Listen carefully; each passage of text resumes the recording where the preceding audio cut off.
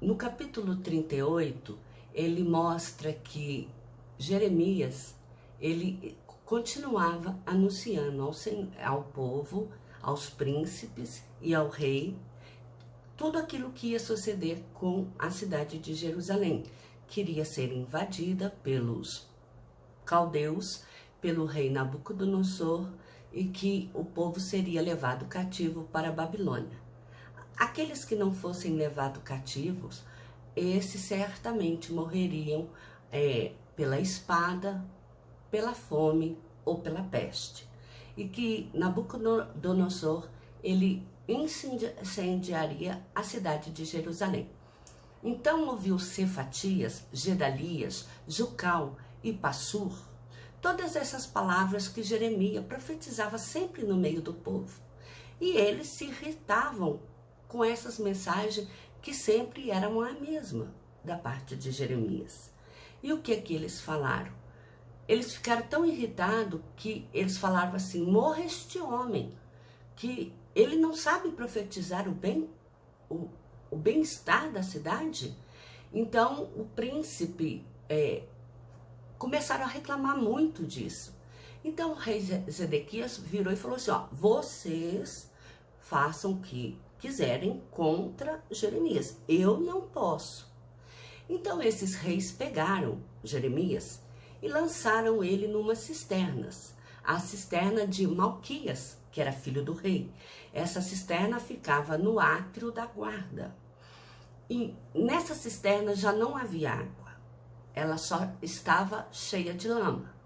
Quando jogaram Jeremias na cisterna, ele se atolou.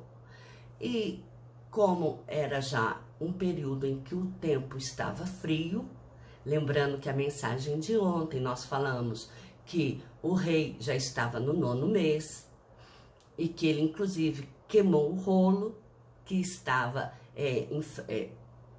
o fogo aceso no braseiro, onde ele estava se aquecendo. Então Zedequias, ao cair nessa cisterna, que estava cheia de lama, ele ia padecer de frio e de fome, uma vez que as pessoas não o alimentariam ali. Então, o que acontece? Um homem chamado Ebed-Meleque, que era etíope, ele era eunuco do rei. E vendo tudo aquele mal que os príncipes tinham feito com Jeremias, o profeta, ele correu até a presença do rei e contou para o rei que os príncipes haviam lançado Jeremias dentro da cisterna. Então o rei falou assim com Abimeleque: toma 30 homens contigo, vai lá e tira Jeremias. E Ebed-Meleque fez isso. Ele chamou 30 homens e ele, com esses 30 homens, passaram por debaixo da tesouraria da casa do rei. E lá eles pegaram roupas velhas, trapos e corda e foram em direção à cisterna. Quando eles estavam lá, eles tiraram Jeremias de dentro da cisterna e colocou para fora. Mas o rei Zedequias, ele virou e falou assim: ó, vai lá e chama o Jeremias, que eu quero conversar com ele mais uma palavra, em secreto. Então Abimeleque foi lá e chamou Jeremias, que o rei queria conversar com ele. E o que o rei fez? O rei falou assim com Jeremias: Jeremias, eu quero que você me fala alguma palavra do Senhor.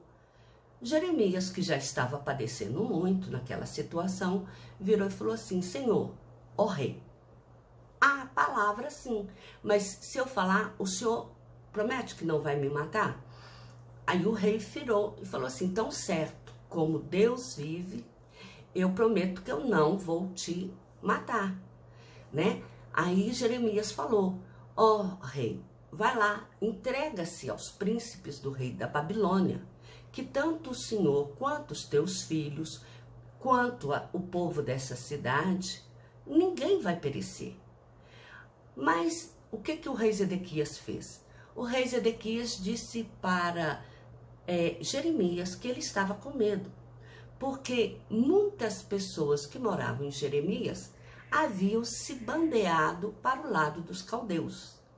E ele ficou com medo, porque se ele fosse lá e de livre e espontânea vontade se entregasse ao rei Nabucodonosor, que era o rei da Babilônia, ele ficou com medo de que o povo iria escarnecer dele.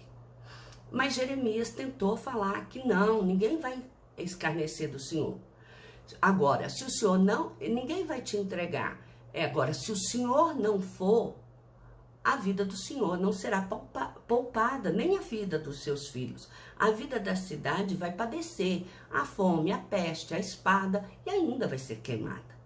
Aí, o que é? Na hora que Zedequias lá ia saindo da presença de Jeremias, que ele teve que voltar para ficar preso em uma do átrio da guarda, em vez de ficar ali no poço, o que ele fez? Ele ficou preso até o período em que a invasão ocorreria, que era dentro da cidade de Jerusalém.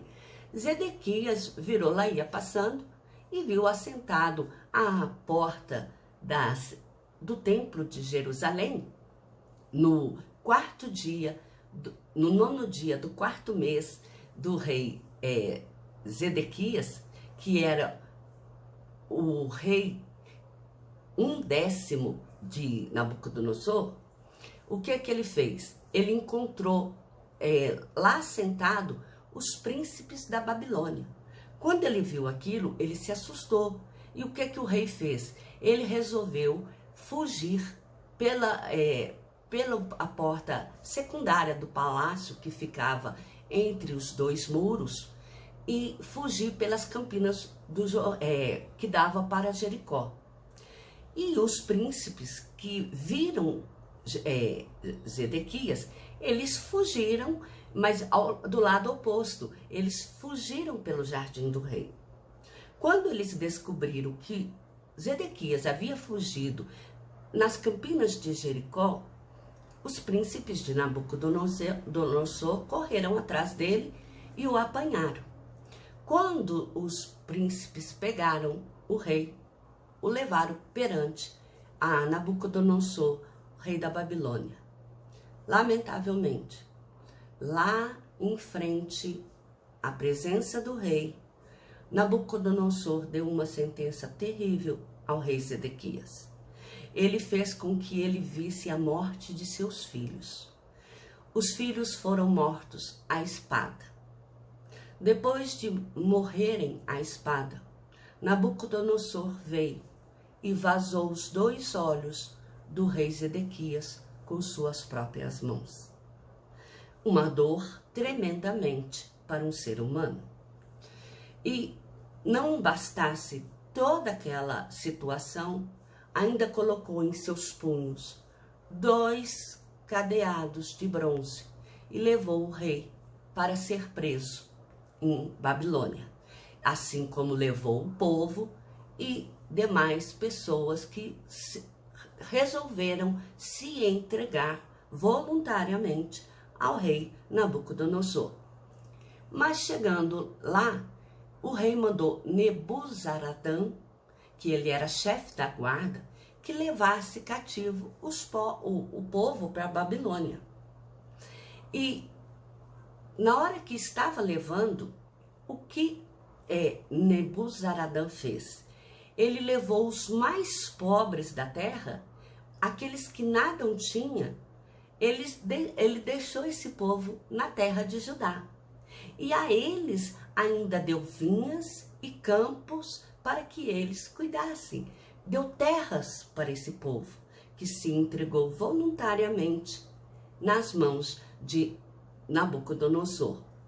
Quanto às demais pessoas, foram levadas para a Babilônia como servos.